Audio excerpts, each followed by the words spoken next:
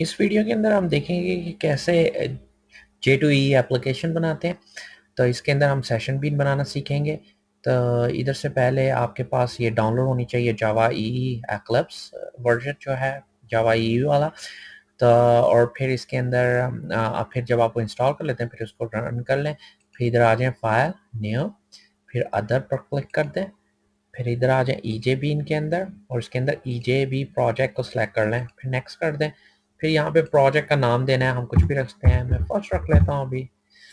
फिर इसके बाद ये नेक्स्ट पे क्लिक कर दें, फिर नेक्स्ट पे क्लिक कर दें। बाय डिफ़ॉल्ट जो सेटिंग है वो अभी रहने दें। तो फिर फिनिश कर दें। तो ये प्रोजेक्ट बन जाएगा। तो अब ये प्रोजेक्ट बन गया है तो इसके अंदर हमने सेशन बीन की क्लास क्रिएट करनी है। तो वो बेसिक जावा क्लास टाइप ही है। इधर पहले न्यू पे आ गए, फिर अदर, फिर EJ बीन के अंदर, फिर इसके अंदर सेशन बीन को हम सेलेक्ट करेंगे। सेशन बीन का सेलेक्ट कर लिया EJ बीन के अंदर, फिर नेक्स्ट। फिर इसके अंदर हमें पैकेज का नाम रखना होता है, फोल्डर का नाम अभी कुछ भी हम रखते हैं, तो मैं सैम्पल रख लेता हूँ। फिर क्लास का नाम रखना है तो क्लास का नाम रख लेता हूँ सिंपल बीन।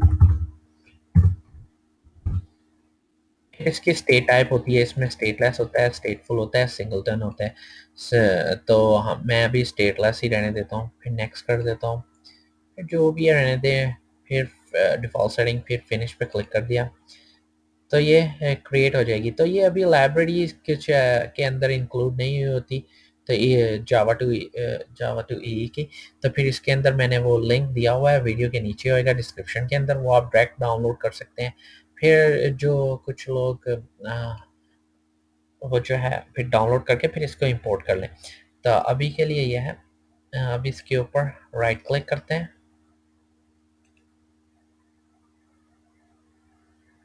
प्रॉपर्टीज पर गए, फिर बिल पाथ आ गया।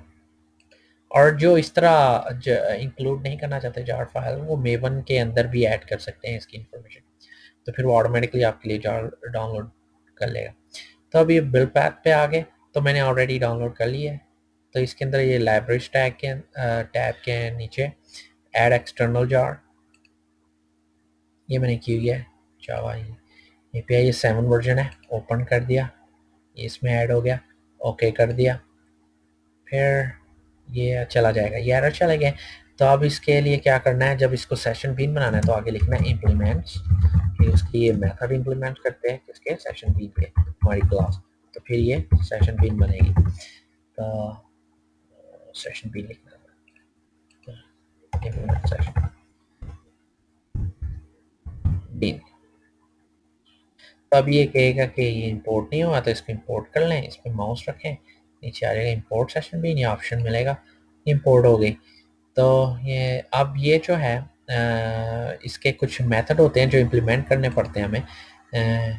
तो फिर हम इस पे माउस रखेंगे, इस पे क्लिक करते हैं ऐड अनइम्प्लीमेंटेड मेथड। तो ये मेथड जो है वो हमारे लिए इम्पोर्ट कर देगा, जो हमें इम्प्लीमेंट करने पड़ते हैं सेशन बीन को इनिशिएट करने के लिए, यानी उसे क्रिएट करने के लिए, उसका डिस्ट्रॉय होता है उसको मॉडिफाई करने के लिए, और ये सब चीज़ें। तो ये आ गया इसके। तो इसके अंदर ये आगे जाके हम और डिटेल में पढ़ेंगे। ये मेथड ऐड हो गए हैं, EJB एक्टिवेट, EJB पैसिवेट, और ये वाले EJB remove, set session context.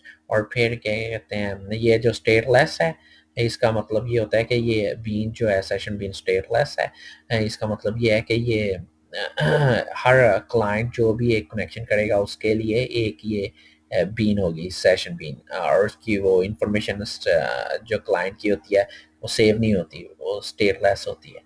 तो यानी हर क्लाइंट के लिए एक सेशन बीन बन जाएगी। तो फिर ये नीचे जो एनोटेशन दूसरी है लोकल बीन, इसका मतलब ये है कि लोकल सिस्टम के ऊपर रन हो रही है, यानी हमारे डेस्कटॉप के ऊपर, यानी लोकल क्लाइंट लोकल मशीन के ऊपर हम रन कर रहे हैं, सर्वर के ऊपर नहीं रन कर रहे, यानी वेब सर्वर के अंदर या एप्लीकेशन सर्वर के अंदर ये रन नहीं हो रही, तो लोकल सिस्टम के ऊपर रन हो रही है। तो इसका मतलब ये है।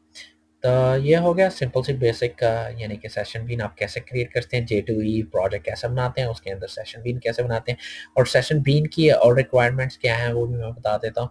सेशन बीन की रिक्वायरमेंट्स ये होती हैं कि अगर आपने कोई भी जावा बीन्स बनानी है तो उसके अंदर आपने जो वेरिएबल हैं वो आपने जो इंस्टेंस वेरिएबल वगैरह है वो प्राइवेट रखने हैं, और फिर उनको जो मॉडिफाई आपने करना है उनके लिए आपने सेट और गेट मेथड लिखने हैं। हर वेरिएबल जो है उसके लिए सेट और गेट मेथड आपके होने चाहिए, और फिर क्लास जो है सीरियलाइजेबल होनी चाहिए, और उसका पब्लिक कंस्ट्रक्टर होना चाहिए। ये पब्लिक कंस्ट्रक्टर हमने रखा है जो कोई आर्ग्यूमेंट नहीं लेता है। तो ये है बेसिक्स। तो आगे जाकर हम देखेंगे कि कैसे इनको कॉल भी की जा सकती है, और इसके अंदर हम अपने मेथड कैसे बना सकते हैं, लिख सकते हैं, फिर उन्हें यूज़ कर सकते हैं फिर